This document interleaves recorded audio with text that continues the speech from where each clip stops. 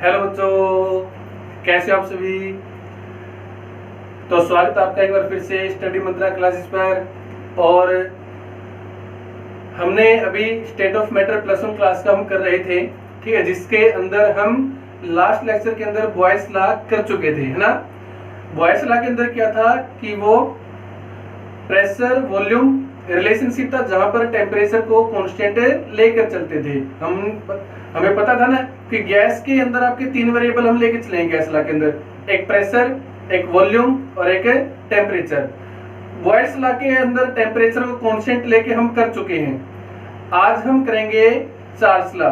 अगर किसी ने बॉयस लॉ अभी तक नहीं किया है तो डिस्क्रिप्शन के अंदर लिंक मिल जाएगा, वहां पर जाकर के प्रीवियस वीडियो को देख सकते हैं। और साथ के साथ आपको इसके अंदर एक व्हाट्सएप ग्रुप लिंक मिलेगा, जिसके साथ आप जुड़ करके अगर आपके किसी भी प्रकार का कोई डाउट है तो आप मुझे वहां पर भेज सकते हो। ओके, तो चलो अब हम करते हैं Charles law. Charles law that means इसका जो सेकंड जो नाम हो क्या है इसका, टेम्परेचर एंड वॉल्यूम रिलेशन। ठीक है, टेम्परेचर वॉल्यूम रिलेशन हमारे पास होगी।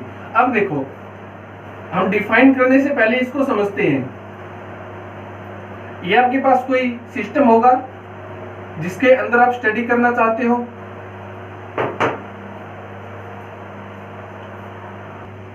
चार्ल्स लॉ जिसके अंदर टेम्परेचर एंड वॉल्यूम ये दोनों तो क्या होंगे, वेरिएबल होंगे, और प्रेशर यहां पर क्या लिया जाएगा, कांस्टेंट। ओके, प्रेशर को क्या मान के चलोगे, कांस्टेंट मान के चलेंगे, और टेम्परेचर और वॉल्यूम क्या होगा इसका, वेरिएबल होगा। लेट आपके पास ये सिस्टम होगा, इसके अंदर ये गैस के छोटे छोटे पार्टिकल, यहाँ पर वॉल्यूम V है, और पूरे जो सिस्टम के अंदर जो गैस है इसके अंदर, इस गैस का टेम्परेचर कितना है, T1। That means T1 temperature पर गैस का वॉल्यूम कितना है, V1 है। अगर हम टेम्परेचर को इंक्रीज करते हैं, if we increase the temperature from T1 to T2, that means T2 is greater than T1। Temperature बढ़ाते हैं तो क्या होगा, अब देखो टेम्परेचर अगर हम बढ़ाएंगे तो क्या होगा, ये हम प्रीवियस वीडियो के अंदर देख चुके थे ना कि kinetic energy of gas particle is directly proportional to the temperature of a gas. अगर गैस का टेम्परेचर हम बढ़ाते हैं तो kinetic energy of gas particle increase होगी। अब अगर गैस के पार्टिकल की काइनेटिक एनर्जी इंक्रीज होगी, दैट मींस उनकी जो सिलेंडर की जो वॉल है इसके ऊपर बम्बार्डमेंट बढ़ जाती है। ठीक है, बार बार टकराने की जो फ्रीक्वेंसी जो थी वो इंक्रीज हो जाती है, और जब बम्बार्डमेंट इंक्रीज होगी तो क्या होगा, हमारे सिस्टम के अंदर प्रेशर इंक्रीज होना शुरू हो जाता है। बट मान के क्या चलेगी, प्रेशर को क्या रखना आपने, कांस्टेंट। अगर प्रेशर को कांस्टेंट करना है, दैट मींस कि प्रेशर को अगर आपने वापस से डिक्रीज करना है तो क्या करोगे, वॉल्यूम को इंक्रीज करोगे, पिस्टन को ऊपर उठाएंगे हम। अब पिस्टन को ऊपर उठाया, नया वॉल्यूम कितना बन गया इसका, V2। ठीक है, टेम्परेचर T1 पर वॉल्यूम कितना था, V1। टेम्परेचर T2 पर वॉल्यूम कितना हुआ, V2। दैट मींस कि जब हमने टेम्परेचर को इंक्रीज किया, volume of gas also increase, gas का वॉल्यूम क्या होगा, इंक्रीज होगा। तो हम यहां से क्या लिख सकते हैं, हम यहां से लिख सकते हैं कि volume of any gas is directly proportional to the temperature of gas. ठीक है, जितना टेम्परेचर बढ़ाएंगे वॉल्यूम इंक्रीज होगा, टेम्परेचर को डिक्रीज करेंगे तो वॉल्यूम भी क्या होगा, डिक्रीज होगा। अब प्रोपोर्शनैलिटी का साइन है यहाँ पर, तो अब प्रोपोर्शनैलिटी का साइन होगा तो इसको हटाएंगे, V is equal to K into T। ठीक है, यहाँ पर इसका टेम्परेचर, ठीक है, और K क्या है यहाँ पर इसका, कांस्टेंट। क्या है ये, कांस्टेंट। तो V by T is equal to K क्या है, कांस्टेंट। दैट मीन्स कि वॉल्यूम बाय टेम्परेचर, वॉल्यूम और टेम्परेचर का जो रेशियो रहेगा वो हमेशा क्या होगा, कांस्टेंट होगा। क्या होगा, हमेशा ये कांस्टेंट होगा। अगर हम देखो T1 पर वॉल्यूम कितना था, V1, दैट मींस कि V1 by T1 is equal to constant. Temperature T2 पर वॉल्यूम कितना है, V2। अगर हम यहाँ पर V2 by T2 रखे तो वो भी क्या रहेगा, कांस्टेंट रहेगा। तो हम क्या लिख सकते हैं, हम बोल सकते हैं कि V1 by T1 is equal to V2 by T2। V1 by T1 is equal to V2 by T2। एक काफी important formula, most important formula. तो चार्ल्स लॉ के अंदर, इस एक्टिविटी के अंदर हमने क्या देखा है कि volume is directly proportional to the temperature. तो हम यहां पर क्या लिखेंगे, अगर इसको डिफाइन करते हैं तो क्या लिखेंगे, at a constant pressure if we increase temperature of any gas then volume also increase। ठीक है, अगर हम टेम्परेचर को इंक्रीज करते हैं तो वॉल्यूम भी क्या होगा, इंक्रीज होगा। ठीक है ना, तो ये था हमारे पास चार्ल्स लॉ। इसको हम एक सेकंड दूसरे मेथड के साथ भी हम इसको एक्सप्लेन कर सकते हैं। ठीक है, ये आई होप आपने उतार लिया होगा। ठीक है ना, तो अब देखो सेकंड मेथड हम इसका देखते हैं। अब सेकंड मेथड के अंदर क्या कहता है, देखो ये let V naught is the initial volume of gas at temperature 0 degree Celsius. V naught is the zero temperature, initial temperature होगा 0 डिग्री सेल्सियस के ऊपर। अगर हम टेम्परेचर को 0 से T टेम्परेचर इंक्रीज कर देते हैं, T डिग्री टेम्परेचर हमने इंक्रीज कर दिया, तो वॉल्यूम ऑफ गैस क्या होगा, VT। Volume of gas is equal to VT। अब अगर टेम्परेचर इंक्रीज किया है तो इनिशियल वॉल्यूम के अंदर कितना इंक्रीज होगा। ठीक है, टेम्परेचर T इंक्रीज किया है तो इनिशियल वॉल्यूम 0 डिग्री सेल्सियस पर जो वॉल्यूम था उस वॉल्यूम के अंदर कितना इंक्रीज होगा, कितना होगा वो इनिशियल वॉल्यूम का। ठीक है, यहां पर लिख लेते हैं हम VT, एक फाइनल वॉल्यूम टेम्परेचर T पर कितना होगा, वो इनिशियल वॉल्यूम का जो 0 डिग्री सेल्सियस पर जो वॉल्यूम था उस वॉल्यूम का टोटल जो वॉल्यूम था आपका इनिशियल, उसका 273 इंटू टेम्परेचर T। मतलब कि T टेम्परेचर पर कितना वॉल्यूम होगा इनिशियल बंद कर इसने तो टेम्परेचर T पर कितना वॉल्यूम होगा, कितना वॉल्यूम होगा, 0 डिग्री पर जितना वॉल्यूम था उस वॉल्यूम का 273वां भाग एट टेम्परेचर T।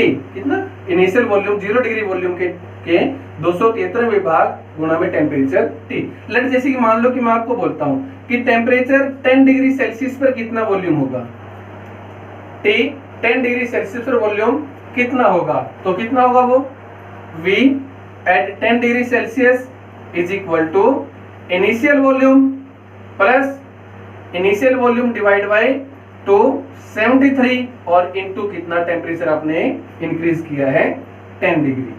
ठीक है, V नोट यहां से देखो कॉमन आ जाएगा, V नोट क्या होगा आपका कॉमन आएगा, तो क्या बचेगा अंदर, V naught is equal to, यहीं से इसको कर लेते हैं सिंप्लीफाई, V नोट बाहर आएगा, अंदर क्या बचा 1 प्लस 1 बाय 273 इंटू T। इसको क्या लिख सकते हैं हम, V naught 273 plus temperature T divide by 273। इतना वॉल्यूम क्या होगा आपका, इंक्रीज होगा एट टेम्परेचर T। तो इसको हम यहां पर भी लिख सकते हैं, क्या आएगा अब आपका ये आएगा 273 प्लस 10 डिवाइड बाय 273। इतना वॉल्यूम आपका 10 डिग्री सेल्सियस, अगर 0 से 10 degree Celsius temperature volume temperature increase करते हैं तो वॉल्यूम इतना इंक्रीज होगा आपका। ऐसे ही अगर आपके पास टेम्परेचर -10 डिग्री कर देते हैं तो वॉल्यूम डिक्रीज होगा, कितना डिक्रीज होगा, volume at -10 degree is equal to volume at 0 degree Celsius into 273 -10 divide by 273। इतना वॉल्यूम क्या होगा आपका, ये -10 डिग्री सेल्सियस के ऊपर एक नया वॉल्यूम होगा गैस का। ठीक, तो चार्ल्स लॉ को सेकंड वे के अंदर अगर हम एक्सप्लेन करना चाहे तो इस तरह से कर सकते हैं कि अगर 0 डिग्री सेल्सियस पर आपका वॉल्यूम V नोट है तो T टेम्परेचर हम इसका इंक्रीज कर देते हैं, तो T टेम्परेचर इंक्रीज करने पर नया वॉल्यूम कितना होगा, Vt। तो कितना वॉल्यूम इंक्रीज हुआ, तो कितना वॉल्यूम इंक्रीज होगा, initial volume plus initial volume का 273वां भाग एट टेम्परेचर T। यहां से V नोट की वैल्यू बाहर आ जाएगी, अंदर क्या बचा आपका V naught 273 plus T by 273। अब जिस भी वॉल्यूम के ऊपर, जिस भी टेम्परेचर के ऊपर आपने इसका वॉल्यूम निकालना होगा, वही टेम्परेचर की वॉल्यूम यहाँ पर पुट करेंगे तो आपका वॉल्यूम वहां से आ जाता है कि किसी भी गिवन टेम्परेचर पर कितना वॉल्यूम आपका इंक्रीज होगा। ठीक है, ऐसे ही -10 के लिए हमने देख लिया, ठीक है ना। तो क्लियर है ना ये सब। अब देखो, अगर हमारे पास temperature, if temperature is 273 degree Celsius, अगर टेम्परेचर 273 डिग्री सेल्सियस होगा तो volume at -273 is equal to V naught 273, T कितना इसका -273 डिवाइड बाय 273 कितना होगा 0।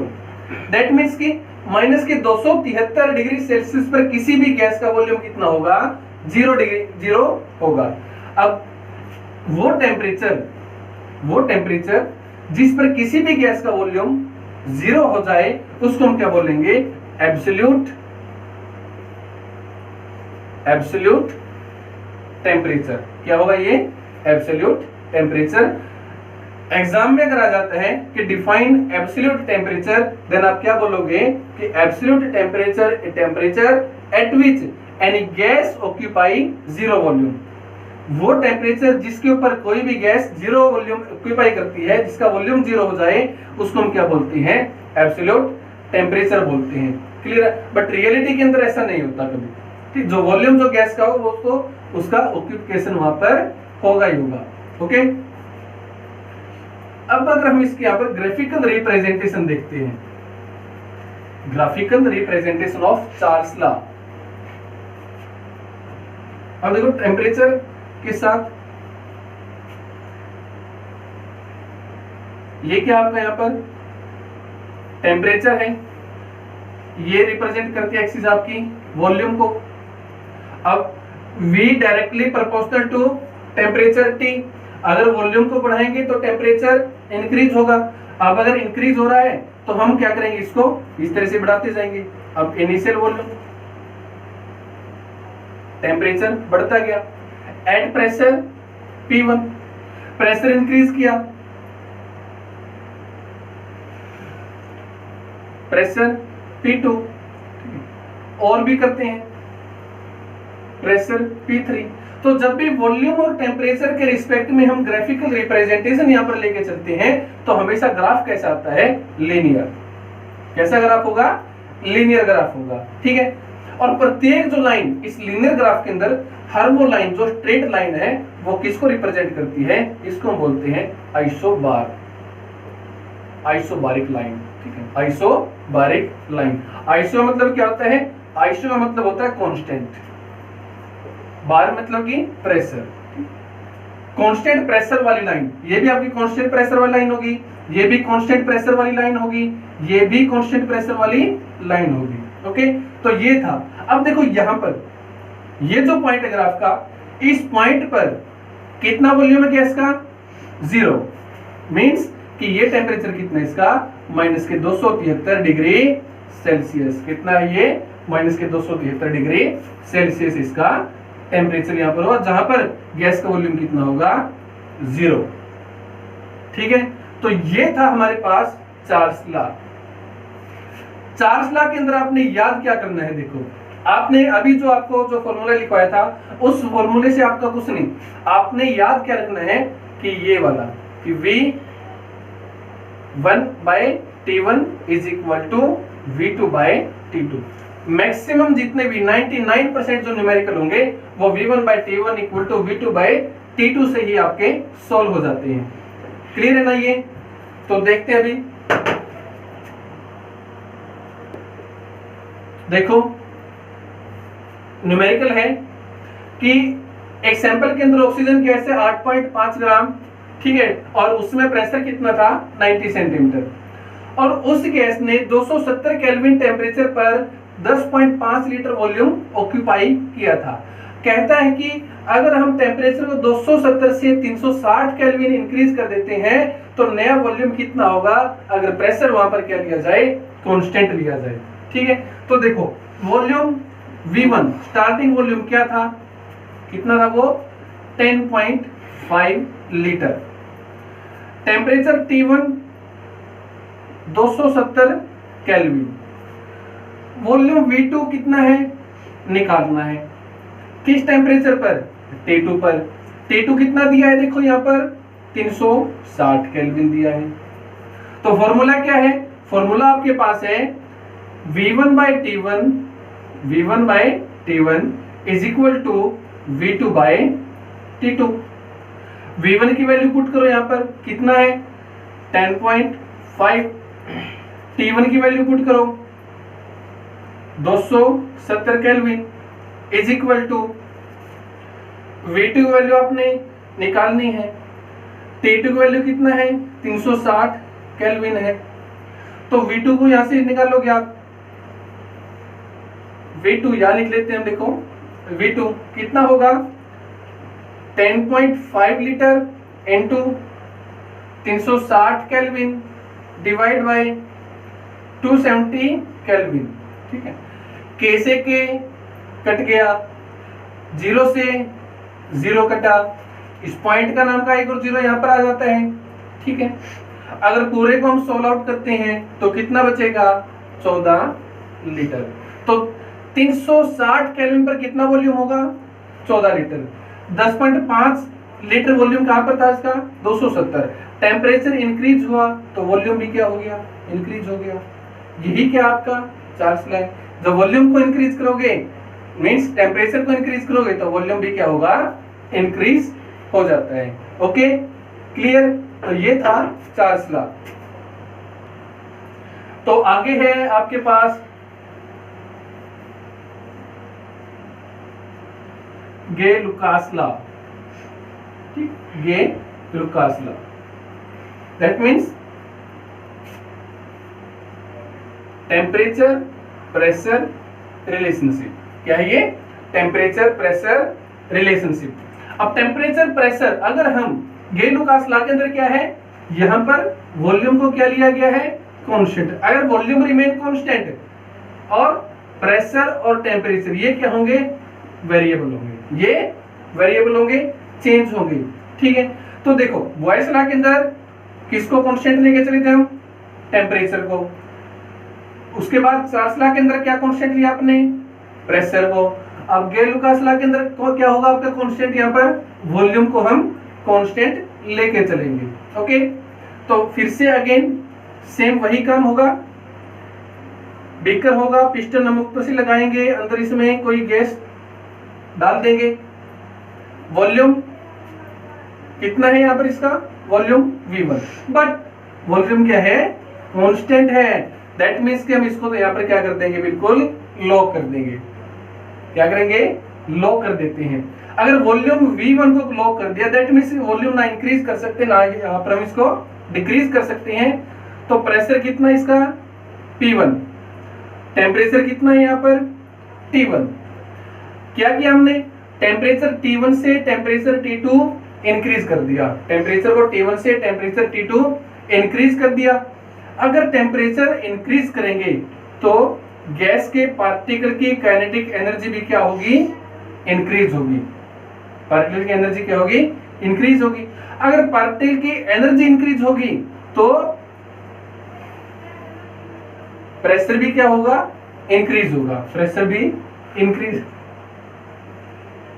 Pressure of any gas is directly proportional to the temperature. ठीक है, अगर प्रेशर टेम्परेचर बढ़ाओगे तो प्रेशर भी इंक्रीज होगा, टेम्परेचर को डिक्रीज करोगे तो प्रेशर भी डिक्रीज होगा। तो P is equal to K into T, जहां पर K क्या है कांस्टेंट, K क्या है यहाँ पर कांस्टेंट।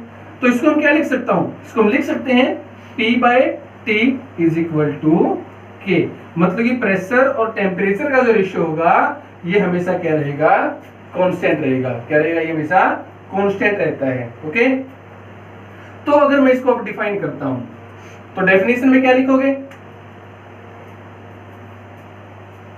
At constant volume